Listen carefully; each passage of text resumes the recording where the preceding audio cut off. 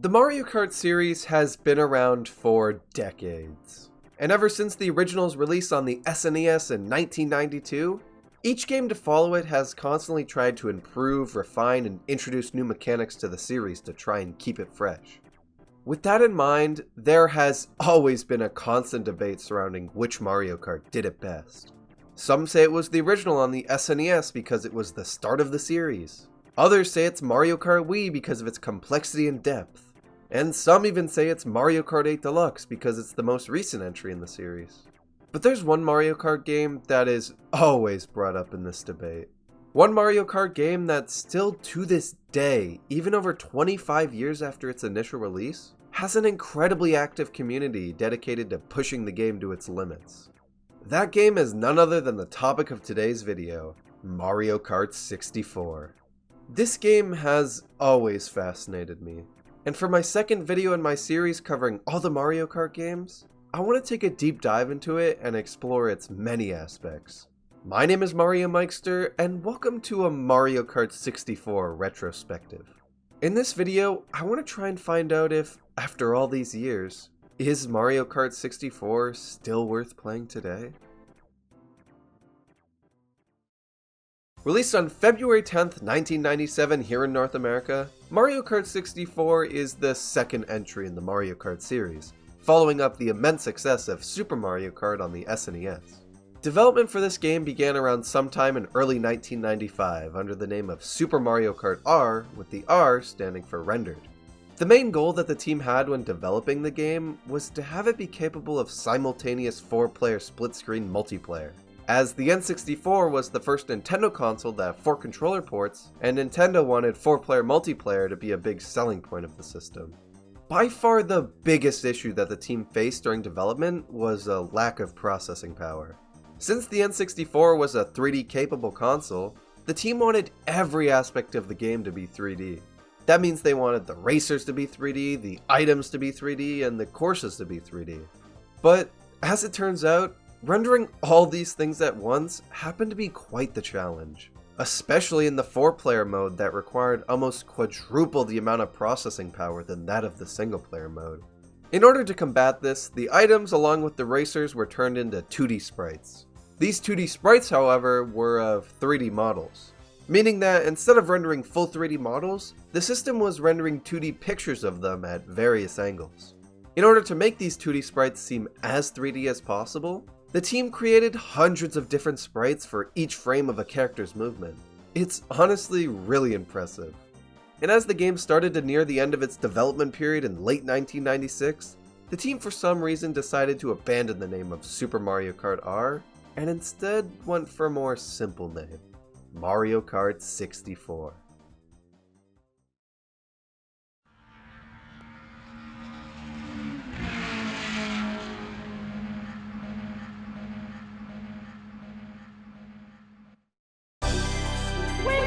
Mario Kart.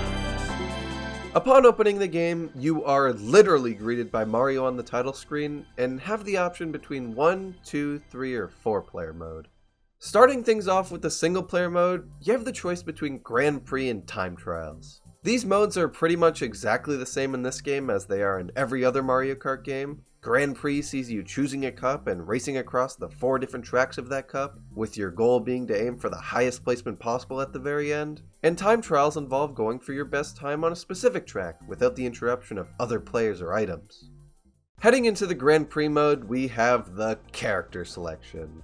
And while it's a pretty simple and small selection of characters, I really like Mario Kart 64's roster and definitely prefer it over Super Mario Kart's. Replacing Donkey Kong Jr. with regular DK was an incredible choice, and the introduction of Wario as opposed to Koopa Troopa was also really cool. One interesting thing to note here though about the character selection is that this wasn't the initial roster that the game was supposed to have. You see, before Mario Kart 64's release, we actually saw a beta build of the game at the Shoshinkai Software Exhibition in late 1995. Gameplay and graphics wise, this beta build isn't too different from what we see in the final build of the game, but something people immediately noticed when looking back on this footage after the game's release is the absence of DK and the presence of another character in his spot, Kamek. To this day, nobody really knows why Kamek was here and why he was replaced with DK, but I do honestly prefer having DK over Kamek anyway. But hey, maybe we'll see Kamek return as a playable character in the Booster Course Pass or something. Returning back to the final character selection, the racers here are divided into 3 different weight classes that determine their stats. These 3 weight classes include the lightweights, which hold Peach, Toad, and Yoshi, the middleweights, which hold Mario and Luigi, and the heavyweights, which hold Donkey Kong, Wario, and Bowser. The lightweight characters have an extremely high acceleration and top speed stat, but are easily knocked around by heavyweight characters and even spin out when they come into contact with them. The middleweight characters have a decent top speed stat, but suffer from a pretty low acceleration stat. Finally, the heavyweight characters have both a low top speed and acceleration stat, but are easily able to cause lightweight drivers to spin out. Throughout my time playing the game, I chose to stick with one of the lightweight characters, Yoshi, as I preferred the high speed and acceleration stats of the lightweights. Personally, I think dividing the characters up like this into classes depending on their weight is perfectly fine, and was definitely the way to go with later entries as the character roster increased. But for this game, I honestly think that they should have stuck with the pairs of 2 idea that Super Mario Kart had. In that game, character stats were determined by what pair they were in. These pairs even had their own unique names that added a bit of charm to them, like with Mario and Luigi's group being called the Bros, and Yoshi and Peach's being called the Dragon and the Lady. These groups were easy and simple to follow, and again, had that little bit of charm to them. Speaking of charm, Mario Kart 64 has a lot of charm in one particular aspect of it: the track selection. The biggest issue I had with Super Mario Kart was its lack of track variety. I mean, of the 20 overall tracks in that game, only 9 of them were unique, with multiple track themes being reused 2, 3, and even in one case, 4 times over. In Mario Kart 64, however, this is not an issue. Every track theme here is unique, and they're all a lot of fun to race on. And while I can't go into detail about every track in the game, I am going to outline 3 of my favorites, starting off with Calamari Desert. This track takes place in, well, a desert, and while layout-wise it's pretty simple, every other aspect of the track is really cool. Obviously, for starters, you got the iconic train that many people hate because it literally requires you to stop and wait for it at times. But honestly, I like the train. It stops certain racers from getting too far ahead and makes for a pretty unique idea in a Mario Kart track. One of the coolest parts of this track, though, is being able to follow the train tracks and actually go into this tunnel. Moving on, we have Rail Raceway. This track is a lot of fun to race on. It has so many twists and turns that are just a blast to drift around. By far the absolute coolest part of this track, though, is the addition of the entire outside of Peach's castle from Super Mario 64 as not only a set piece, but a place the player can actually go to. There's not much you can really do here other than, well, drive around, but being able to go here in the first place is cool enough already. It is such a shame that they removed the ability to do this in the Mario Kart 8 remake of the track. Last up, we have Bowser's Castle. And out of every single Mario Kart Bowser's Castle we've gotten, this version is definitely in my top 3. The whole aesthetic of this track is just perfect. I mean, you got the infamous Marty the Thwomp, a green thwomp who, for some unknown reason, is locked up in this area near the start of the track. There's the bridge over the lava and the tower you spiral around at the end of the track. Everything about this track, even down to the music, has such a creepy and eerie vibe. I love it. Mario Kart 64's tracks are such a step up from Super Mario Kart's in practically every way. And honestly, a lot of the tracks here still hold up today.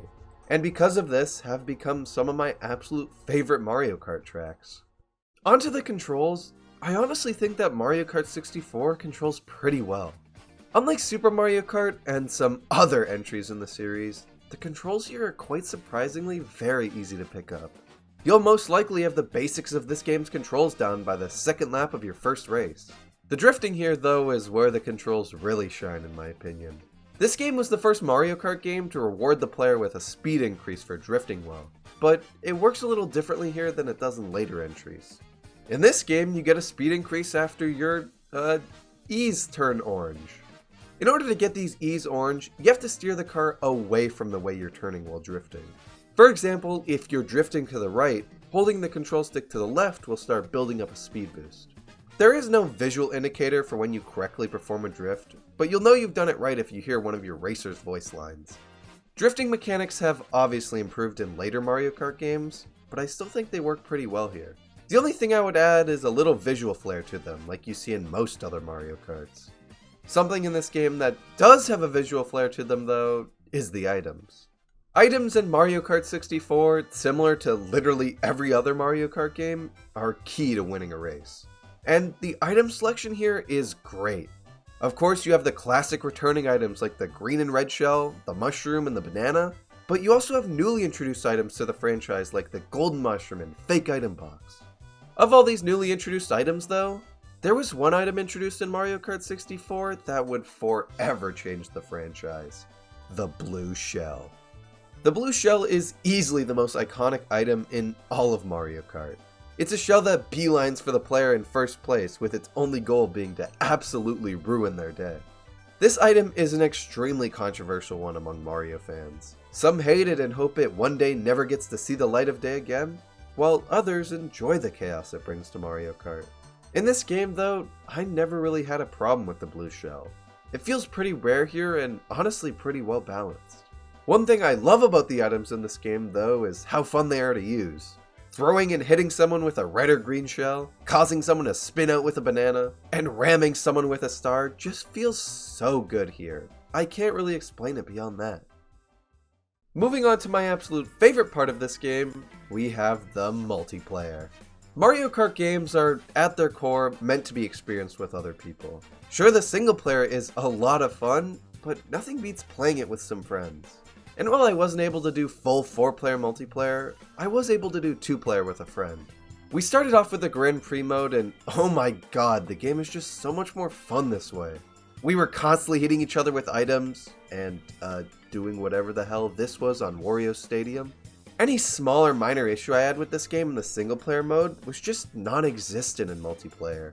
Things like getting crushed by a thwomp in Bowser's Castle and waiting 10 seconds to be able to race again was so frustrating when it happened in single player, but when it happens to your friend in multiplayer, it's hilarious.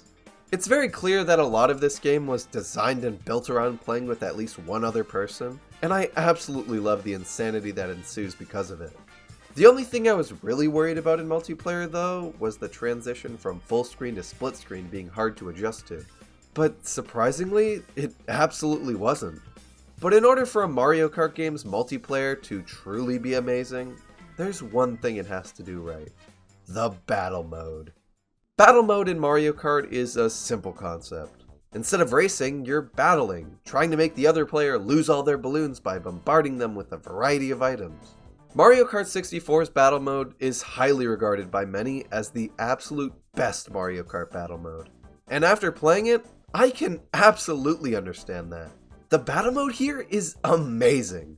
In 64's rendition of the mode, you have 4 courses to choose from: Big Donut, Block Fort, Double Deck, and Skyscraper.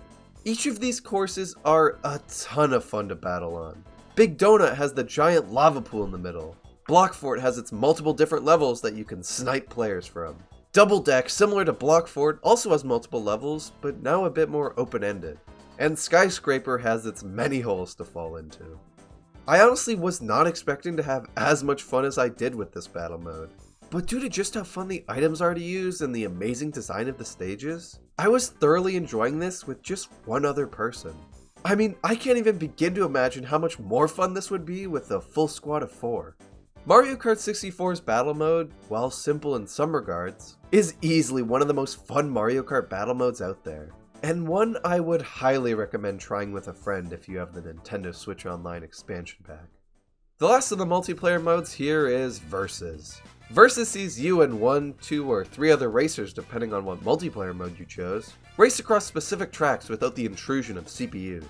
It is important to note that Versus is the only way you can actually race with 3 or more players, as the Grand Prix mode is only available in 1 and 2 player mode.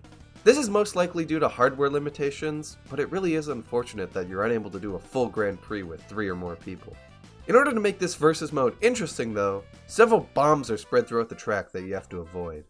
I only played a little bit of this Versus mode, but from what I did play, while I definitely do prefer the Grand Prix and battle mode over it, I can absolutely see how this could be a lot of fun with 4 people. Overall, Mario Kart 64's multiplayer is not only an incredible technological feat of the time, it's a multiplayer experience that still holds up incredibly well to this day, and one that I absolutely think is worth trying at some point. Mario Kart 64 is an incredible Mario Kart game. Going into this, I did not expect to enjoy this nearly as much as I did. I expected the controls to be janky, the graphics to be dated, and the items to be poorly balanced. And while that statement on the graphics is still pretty true, if it bothers you that much, there's a fan-made texture pack of the game that dramatically improves the look of it. I'm talking they went back and remade thousands of 2D sprites in HD. It's one of the most impressive fan projects I've ever seen. But back to the game, I was so happy to be proven wrong on a lot of the preconceived notions I had on this game. There are so many aspects of this game that have just held up extremely well over the years. The tracks here, while some being a little bland, are for the most part designed incredibly well in terms of their layout, music, and aesthetic. The items are so fun to use. Shooting a shell feels sharp, blasting across the track with a gold mushroom is exciting, and hitting that perfect lightning shock is so rewarding. There were some minor issues I had with this game in single player mode, but once you get into multiplayer, pretty much all those things you find annoying and frustrating become the most enjoyable part of the game because you get to see your friends struggling with them too. Mario Kart 64 is easily one of the most enjoyable multiplayer Mario Kart experiences out there. It's simple, fun, and chaotic. It's everything you need in a Mario Kart game. So with that, I can confidently say that even over 25 years after its initial release in 1997, Mario Kart 64 is absolutely still worth playing today.